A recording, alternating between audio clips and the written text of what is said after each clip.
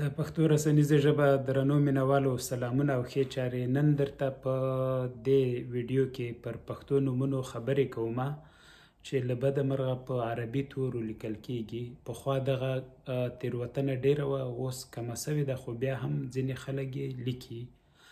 یوه لویه وجه دا ده چې پښتو ته چې سواد پکې نه و یا هیڅ و، ملایانو به کار کاوه، نو دوی بیا د قومونو نومونه په سوات فی سره، مثلا ساپی دی په سوات او فی سره لیکلی، خو دا ناسم دی او دا سم دی. یا تورخم دی په توی سره لیکل، دا ناسم دی. استاد صمیم ماته یوه ورځ ویل، وایي دا تورخم اصل تورخان دی. وایي دلته یو سړی و، مالداري یې لرله، جایداد یې و، دا سیمه د ده په نوم تورخان یادېده، خو وخت تېرېدو سره تورخم سوه. توتاخیل اوس پښتو نوم ده د یو قوم، په توی سره یې ولې ولیکو؟ یا مثلا ځینې نومونو کې اضافه توري ولې راوړو؟ لکه مومن دی، ځینې محمد لیکي،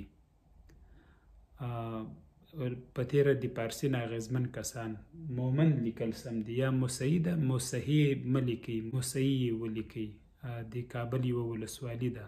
یوه بله خبره دا چې دغه نومونه د عربي له اغېز نه په عربي تورو لیکل کیږي. داسې ځینې پښتو ته د نورو ژبو نومونه چې راغلي دي هم د عربي په اغېز لیکل کیږي. مثلا سکرات ته سقرات یایي، یا افلاطون ته افلاطون، یا پترول ته فیترول. نو په هغو باندې هم ما بحث کړی ده، خو وروسته به راځي.